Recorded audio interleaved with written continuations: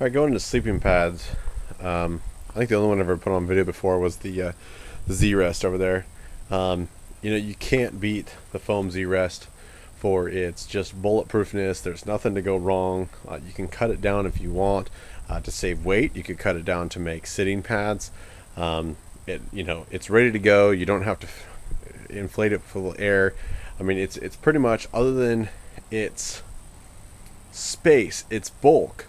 There really is no reason to go with the Z-Rest. And I originally got it because I was rolling with kind of a dual system in the winter when I previously had a lighter pad.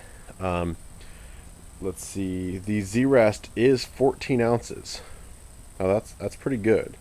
Let's see here, the REI Short, which I've got right there, you can see is a pretty small little package. But even that one is 15 ounces. And 15 ounces isn't a whole lot. It's just under a pound.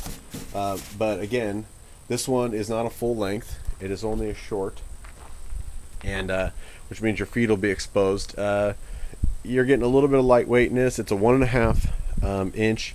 It does have a foam, and it is filled with air. So, you still have a little bit of foam insulation in there, if need be. But it's self-inflating. That's where that foam comes in. You push all the air out of the foam and close the valve off, and it seals it. Once you open that valve, all the air goes in. The foam wants to reinflate it. So you don't have to sit there and inflate it with your mouth. Now, where the Big Agnes, you do. The Big Agnes is a 2.5 inch pad.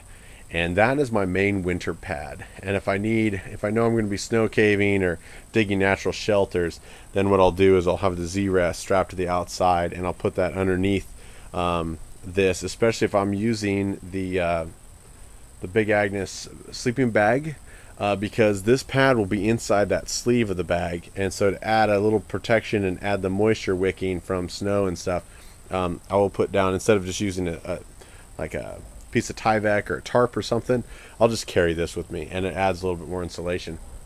The 2.5 is insulated, however. The Big Agnes does have, I believe it's Primaloft as its insulation. It is not down. I don't recommend the down ones. By the way, if you know, Big Agnes, the people that make this for them are the Exped guys. The Expedition gear you'll see at OR, Outdoor Research. The Exped pads are great, and they do come in down. They make those for Big Agnes. It's the exact same pad, but you'll get it for cheaper, just so you know. They do have a down insulated one for winter camping. They have gotten around the reason for down. You would not want to add the moisture out of your breath. You have quite a bit of moisture in your lungs that you perspire out when you breathe out. And so if you're trying to fill up a pad, remember all that moisture is going to get trapped in there. And with down, not only is it going to be particularly bad for down because it's going to get moist, it's going to lose its loft, its insulation, but in the winter when it's that cold, you do not want water stuck in your pad. So what they do is they actually have a way of taking the stuff sack and hooking it up to that valve, and you essentially just fill it full of air and then squish the air out. And that's how you inflate the down one. Now, as weird as that sounds, it doesn't take that long to fill it up. I believe I did it in 5 to 6 puffs of the sack. The sack worked pretty good, but that way it keeps they get around it for, I think it may be a touch bit lighter. It's probably a little bit more expensive, but for you down guys out there, they do have a down insulated one. And so they get around the breath moisture problem by using the sack as an inflation tool. That, however, is 24 ounces. So you've got 14 ounces, and that's still full size, which means you could cut it down and get even less.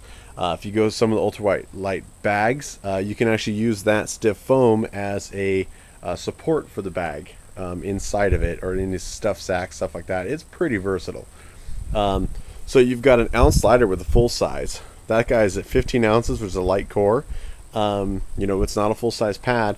And then the full size, this is a square. It's a mummy that goes inside the Big Agnes bag is the reason I got it. But 24 ounces. So you can see that 24 ounces doesn't look that bad for bulk. but you know, you got to find out whether you want bulk or weight and where it's going on your bag. Again, like I said in my night hike video, you know, I don't worry about strapping that to the outside of the pack because nothing can get harmed. Where this, I wouldn't strap that to the outside. I'd want to have it inside, you know, protected. I'd probably want to be using a tent so that I'm not on the ground, so I don't have to worry about punctures. Both those bags do have repair kits inside of them in case you do get a puncture. Again, that adds to the weight. So, you know, find out what works for you, essentially. Just to compare, that little, well, let's do that one. That little guy is actually 4.5 inches by 10.5. You know, that's the size it packs down to.